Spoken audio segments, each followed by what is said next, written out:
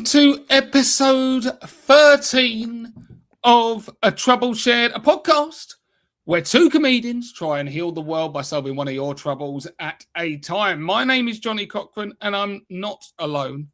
I'm here with someone who is not scared of trouble. She goes out looking for it, and if trouble wants a row, she'll give it straight back. It's Twayna Mayne. How you doing, Twayna? I'm good, thanks, Johnny. How are you?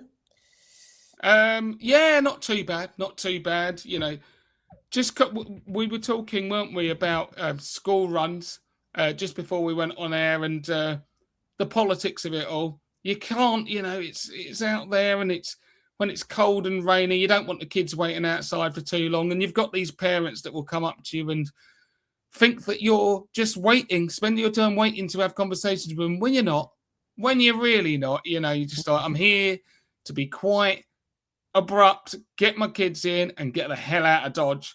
But before you know it, you're having mothers meetings with mothers of said children. But yeah, you know, politics, that's what I'm dealing with at the moment. Schoolgate politics, Twayna. Just blank them. Just be like, I don't want to talk to you. Don't, you know, our kids might be pals, but we're not pals. Don't talk to me. Just close your eyes, ignore them, Johnny. Say, look, I'm listening to a podcast. I'm listening to my own podcast. Leave me alone. Just tell them, Johnny. Life's too short. It's too short not to tell your child's friends' parents that you don't like them and don't want to speak to them. Yeah, is that the world you're? I love that, Twayna. But then also say, but my little one's all right to come for tea next Thursday. Well, I've got my playbook now, Twayna. Yeah. You're 2 minutes into this pod and you've already helped me out with an absolute playbook of how to deal with that trouble. And I think it's only right that we spread the love and start getting into some correspondence trouble. Should we start healing the world? Let's do it. I'm ready. Right. First one up. I scrimp and save to provide for my children, but I feel like a complete failure with their Let me start this again. I scrimp and save to provide for my children, but I feel like a complete failure compared with their grandparents who easily throw their money around. I'm a 38-year-old single mum. I've been on my own since I split up with my partner 3 years ago. I have 3 children aged 10, 8 and 6, and I'm off work with stress-related sickness. I've always bought my children everything they want at Christmas and on their birthdays. Over the Easter holidays, their grandparents spoiled them rotten. I don't mind them giving my children treats, but they told them they would also be putting £500 into their bank accounts. I feel like a failure because they can flash the cash whenever the mood takes them. Would you make this, Twayna? It's nice to have grandparents who want to spoil, you know, grandkids. £500 into their bank accounts. That's 3 separate bank accounts. That's £1,500. I think this is when kids are too young to have their own bank accounts, and it should just go straight in to mum's bank account, and she can, you know, just get some of that money. Yeah, go on a holiday, 2 weeks all inclusive. They can look after the kids. You've got a holiday. Come on, you know, ask them to contribute maybe a little bit to your own, you know, to your own bank account. I think that's what it needs. But it's nice to have them around to spoil. It's not. I don't think there's a problem with that, to be honest. But yeah. So first of all, I know this firsthand. You can't get your hands on your kids' money before they're of age. I've tried. I'm only kidding. I haven't tried. It's theirs, of course. But they won't be able to get it anyway. So this is more like a long-term savings thing for them, which is a nice thing. And it's not just. And what I mean by that is you're suggesting it's like treats. The kids might be like, yay, but it's not like they can go out and just buy a PlayStation 5 when they're 10. They're not going to be able to get that money out, more than likely, unless you permit it. And with that being said, that particular thing is much more of a positive thing, which shouldn't really be met with a bit of jealousy, which is a little bit what is coming across at the moment. Now, I've got a lot of sympathy for her. She sounds like she's trying her best in a difficult situation. 3 kids, single mum. She's obviously stressed out, which is keeping her off work. But I very much subscribe to the notion it takes a village to raise a child. And I know you might feel like you're doing everything for that kid, but it will help them in the long run. Your children will be helped by having supportive networks of people around them, not just having to completely rely on you. And clearly, it will help you out as well. So it is a case of loosening it up a little bit. And yeah, you said don't mind them giving them treats, but it's the grandparents that feed them all up on Haribo and then give them back to you. That's what's making it harder. Not the ones giving £500 in the bank accounts. Do you know what I mean? It's take that on the chin and run with it, And on a little note, you might wonder why I did know. My son, 3 years old, done a little bit of modelling, got a few £100 for it, straight into the bank account. Mum and Dad can't get their hands on that. So yeah, Johnny's upset the fact that his 3-year-old's got a few £100 in it. Like Johnny's like, I took you there. Where's my cut? I've got a little investment portfolio, Twayna, that I really want my young son to get involved in, and he can't get his hands on it. Yeah. I mean, it's costing us dearly. Do you know what I mean? It's just these flats in Lanzarote, you see, and it's a sure thing. It's a sure thing. But no, so don't have a go at the grandparents for helping out. They're helping support your children over a longer term, and it's good that they have that as well. All right, one trouble down. On to the next. We visit our son a few times a year, and each time come away feeling hurt by the attitude of our daughter-in-law. Since moving to London, she has treated us very rudely. To be honest, she's up her own arse big time, keeping up with all her wealthy friends. We try to be friendly, taking our own towels and meal, cakes, etc., to not burden. I have inherited money from my parents, so we buy very few good presents. And meals out. What? So we buy very good presents and meals out, yeah. Oh, right, yeah. Oh, yeah. You inserted few. You wanted to diminish what they're doing. This is in addition to helping with children. Mostly she ignores us or puts us down. She's an obsessive cleaner, always rushing around with the vacuum and wiping fingerprints off the new kitchen cupboards. They seem happy, for which I am glad, but I feel unhappy when we come away. I don't want to talk to my son about it as he has enough going on. Yeah, well, first of all, what I love whenever anyone submits a trouble is when they editorialize over the facts, and you can see it coming a mile off. It's like, she has treated us very rudely. Okay, that may be the case. She's up her arse big time. And it's like, oh, I haven't inherited money, so we buy very good presents and meals out. All right, yeah, we'll let them judge if the presents are good. Do you know what I mean? Have you put £500 in their bank account? Otherwise, don't talk to me. But the stuff that she does lay out as being facts, it really throws up red flags for me as a person when people are essentially living in this keeping up with the Joneses mentality, and even down to what might seem as a kind of productive or positive trait, which is cleaning up everywhere. Like I certainly wouldn't want to live in my house like to be a pigsty or be dirty or whatever. But I also consider a house like it needs to be lived in. And when you've got kids, it can't always be spick and span looking like a show home. So if someone walks in the room and you're running a Hoover around, in the wake of their walk, then that's too far. And that probably suggests that you care more about how everything appears rather than how they actually are.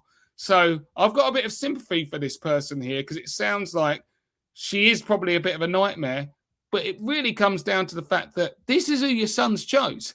So as every port of call with these kinds of things, you really need to be talking to him about how you might be feeling it. And don't go over the top. Don't go scorched earth. It's us or her, because you're going to fuck his life up. But you can say, can you get her to loosen up a little bit, because it puts us on edge a bit, and let him deal with it. If he can't, you're going to have to just get on with it, suck it up, but you'll probably never be that close.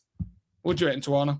It sounds like a bit of there's a bit of one-upmanship going on here as well, because she said, I've inherited money from my parents, and so they buy good presents and meals out. And it feels like now that's sort of maybe slightly being challenged by the daughter-in-law. It feels like there's, a balance of power, but also only since they've moved to London. Let's leave London out of it, yeah? Let's not. Not everyone in London's a dickhead, all right? I'm in London, and I'm not a dickhead. That's all I'm saying. Not everyone in London. Moving to London doesn't instantly make you a dickhead. But also, yeah, like tell your son about it. You know, broach the subject carefully because that's who he's planned to spend the rest of his life with, and sort of say, can you tell her that we're not mucky pups, that she doesn't need to wipe off every surface that we've touched, and to not vacuum because, you know, we're not dropping crumbs everywhere, and like just to chill and make us feel a bit more welcome. That's all. Nothing major. Like Johnny said, don't need to go scorched earth. Not on the first attempt. Second attempt, scorch the earth. Do it. I dare you. Come on. Exactly. And to be honest, you know, the worst thing out of all of this is the idea that she ignores you or puts you down. Like, she shouldn't be rolling like that. But call her out on it. You know, call her out on it in the moment, especially if she's done something like that. You can still be, oh, hold up. Who are you taking for granted out here? Do you know what I mean? I've just brought Do you know about cake. me? I've brought cakes and towels. Exactly. I've inherited cash. I'm buying nice presents. What are you doing over here? Just cleaning fingerprints, you muppet. You know, drop that on them and see how the family survives. Do let us know. Keep us updated. I think we sorted that one, haven't we, Twayna? On to the next. These days, my best friend is only around when he needs something from me, and this time it's money. He's 28, I'm 29, and we've been friends since we were in school. Growing up, we were so close. We did everything together. However, in recent years, he has had less and less time for me. He disappears but always reappears when he needs support or someone to hang out with. I've always tried to give him the benefit of the doubt, but this year he forgot to wish me a happy birthday and didn't so much as message me when I lost my mum. Now he has popped back up to ask if he could borrow £300 to pay his electricity bill. I know he wouldn't ask unless he was desperate, and while a part of me wants to help, I feel so betrayed. Twayna, what do you reckon? This is a tough one. You have a right to feel betrayed, to be honest. It sounds like this friendship has been not on the forefront of your friend's mind for a long time, and you only sort of seem to be there when he needs stuff, cash, and doesn't really maintain what you think in a relationship, in a friendship.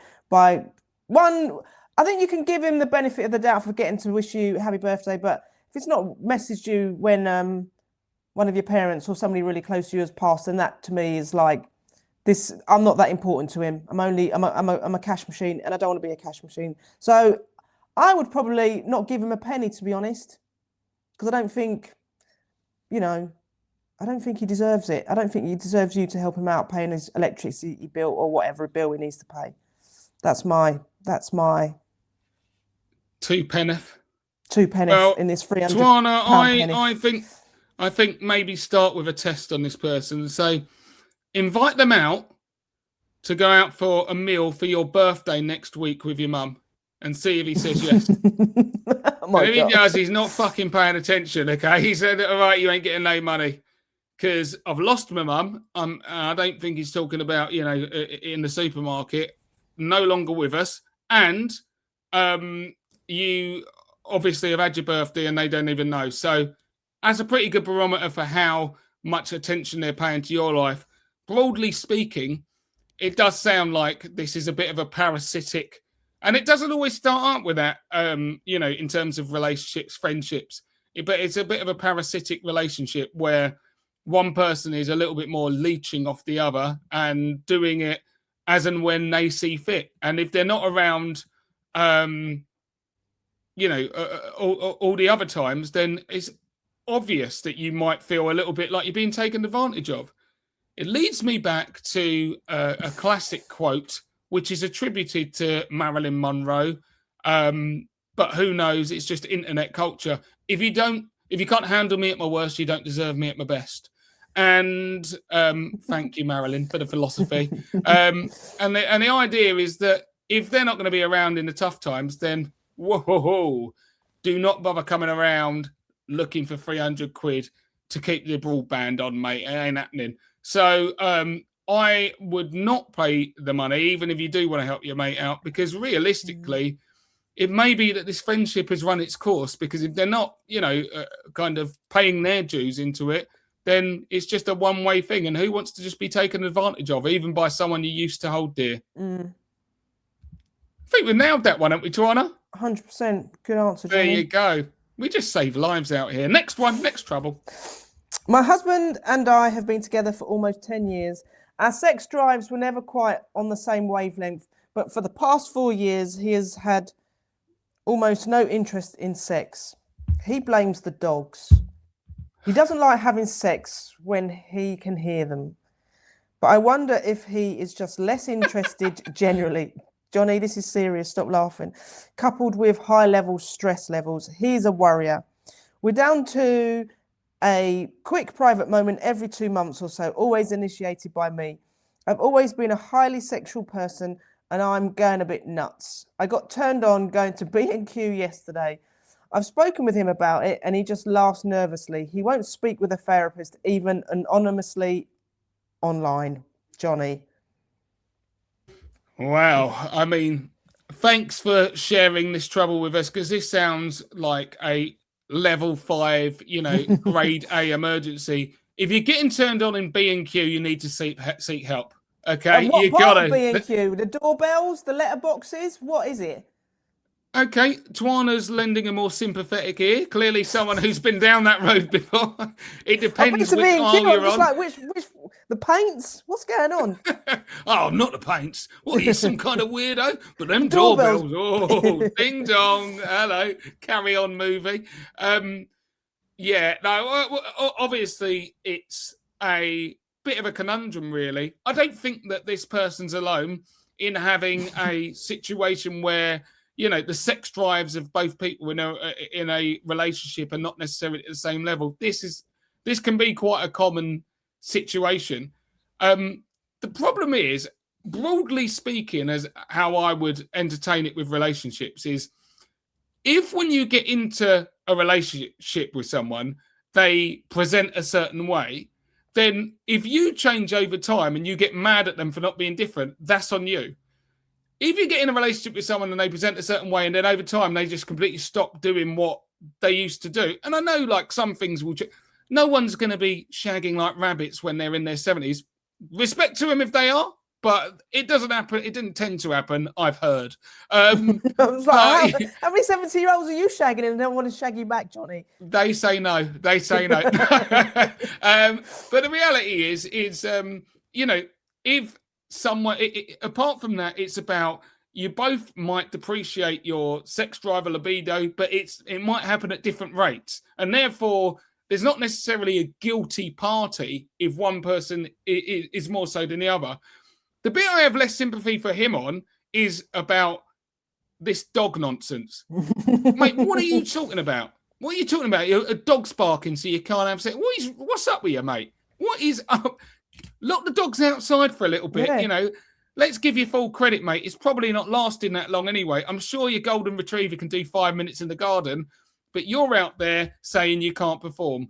I would suggest that is really a proxy for what really is the case, and maybe you don't find your partner attractive anymore. You've got no interest in that. Or, I don't want to be too conspiratorial or bad, but you might be having it off with someone else and getting your thrills elsewhere. We've had both sides of this kind of trouble, haven't we, on this podcast, where people are like, we've had the husband in here basically saying, yeah, I don't find my wife attractive anymore, but, and I just keep telling her the dogs are giving me, making me lose my boner. But, the fact is that you should be bringing this up, being clear about what your needs are, because this is the kind of stuff that genuinely can bring down relationships, and it can also lead to people playing away if their desires and needs are not being met. So a bit of sympathy on this one, but I would certainly suggest being open with your communication on this issue. Playing away down the gardening aisle down local B&Q. That's good. That's where you'll find your wife, sir. This 4 years of no interest in sex, like you said, it can happen in a relationship. It might be medical. There might be lots of reasons, but I think if you would like to continue to have sex with this man, then I think you should. There's a problem somewhere, and it needs to be addressed. Because you can't get your frills down B&Q. You'll get yourself arrested at some point. You can't. Where's that going to lead? It's like you're just getting turned on, and then you're just going to want to keep pushing that as a thrill. And I feel B&Q's is not the place for doing this kind of stuff. It's not high end. It's not sexy. It's very public. It's a lot of bright lights. It's No dogs in there though, Twayna.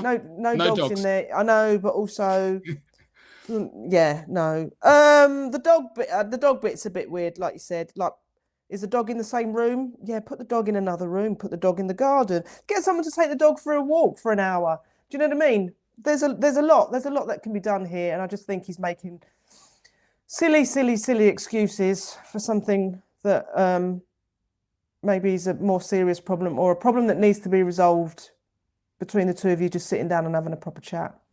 And one thing to think about, is you got to work out what's important to you as well, because if you are looking at your life and you're like, can I continue for the rest, just try and blue sky it for the rest of my life? Could I continue having this level of sex, if not less? Because it's probably going that way anyway. Mm-hmm. Basically, could I be in a sexless marriage for the rest of, your time? And if the answer is no, then you got to start dropping some real truth bombs out there and go, you either fix up or we're done. Because otherwise you're just treading water. I know you can stay together for the kids sometimes, if they even have kids. Stay together for the dogs. The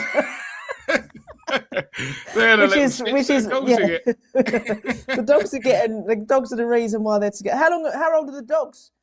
Do you know? Good question. But they're noisy little fuckers and they're killing everyone's sex drive. So, but yeah, be open and clear about what you want.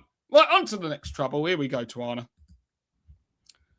I can't do my food shop without buying a scratch card.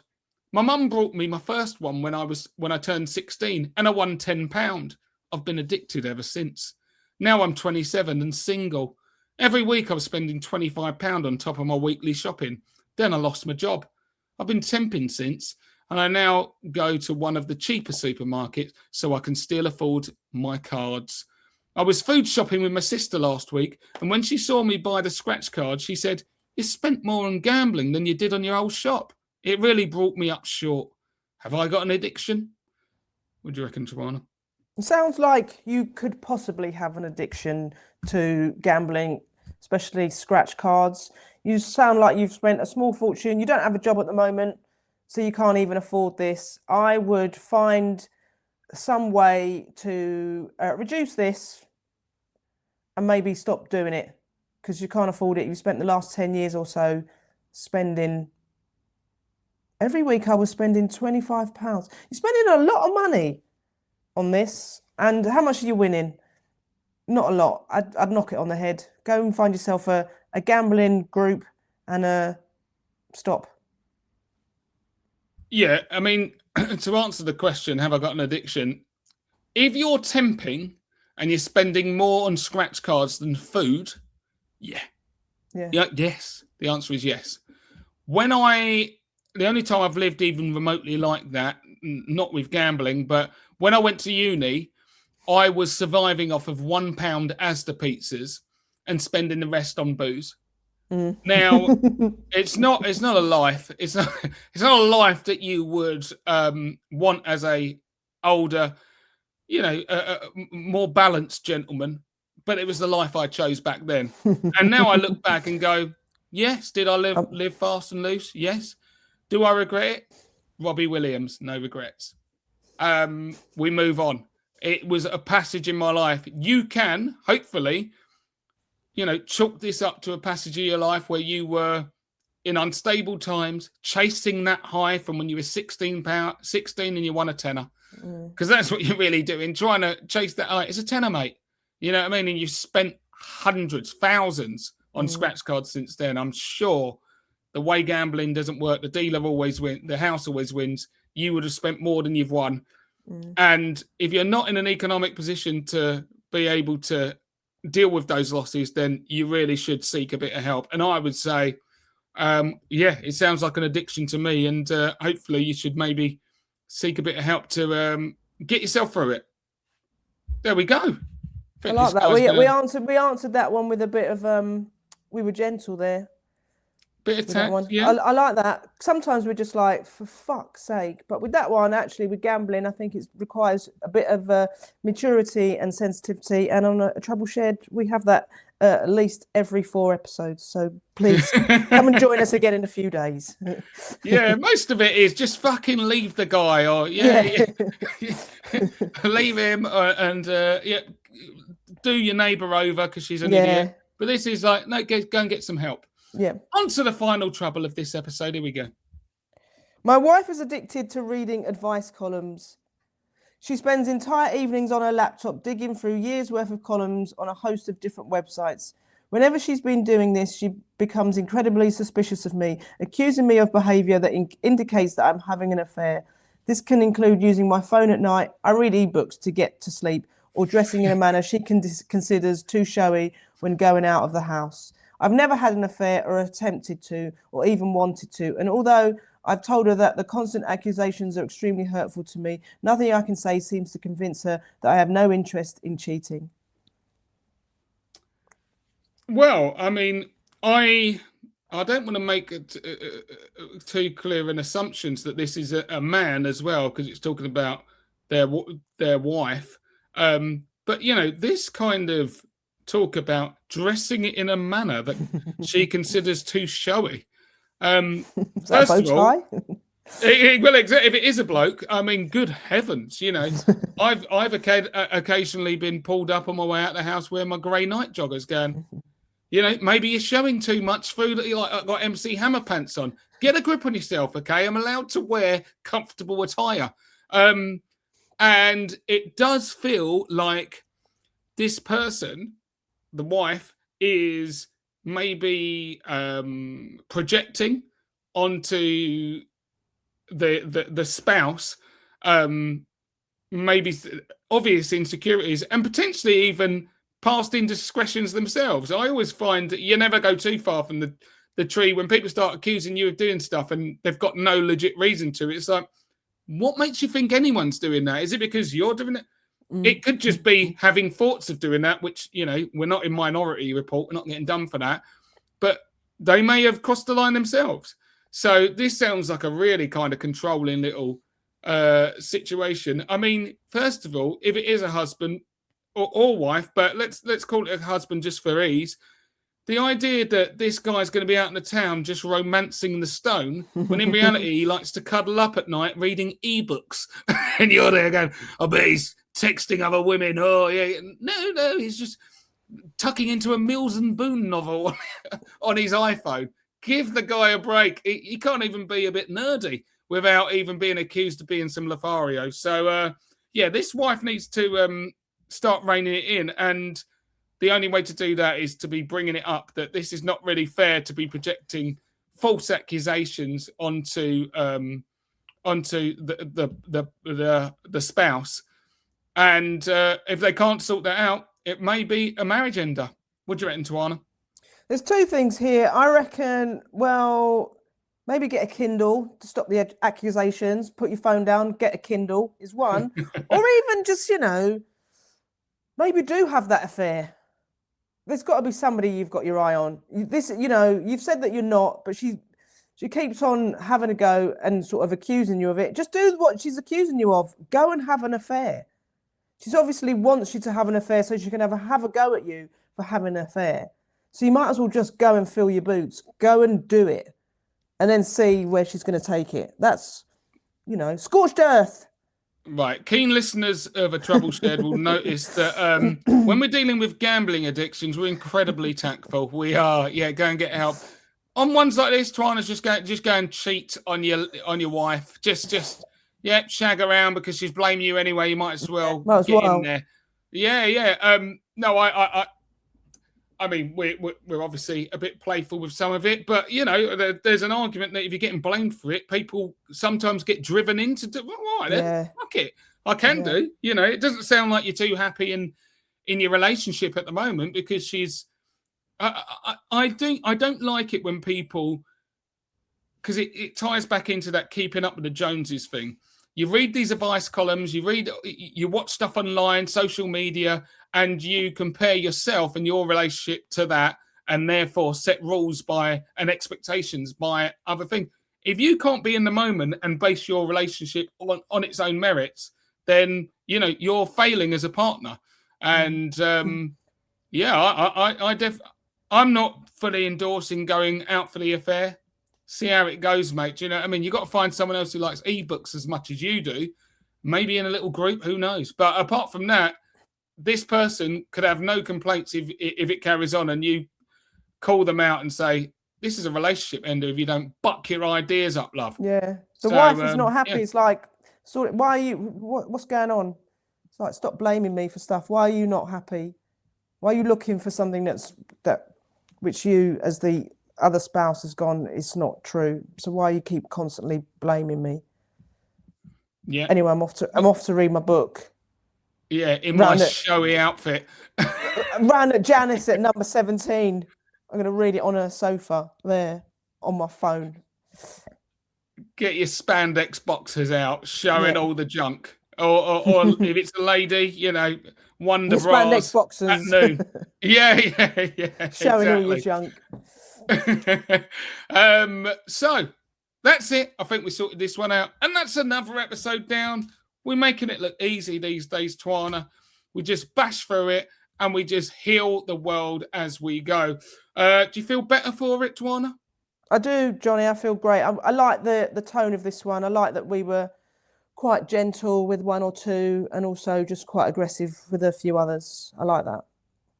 They'll thank us for it in the long run. And thank you guys for tuning in. As always, you and your continued support are going to be the only reason and for our continued success on this pod. Do like and do rate the podcast highly, please. We would appreciate it. Share it with your friends that you think might like it. That's the only way. Share it with your enemies who will not. Just share it. Yeah, and who may have been involved in some of these troubles. Share it with them as well. And I think this was you. Apart from that, we'll be back with more troubles, healing in the world, one of your troubles at a time. And remember, a trouble shared is a trouble halved. Bye-bye.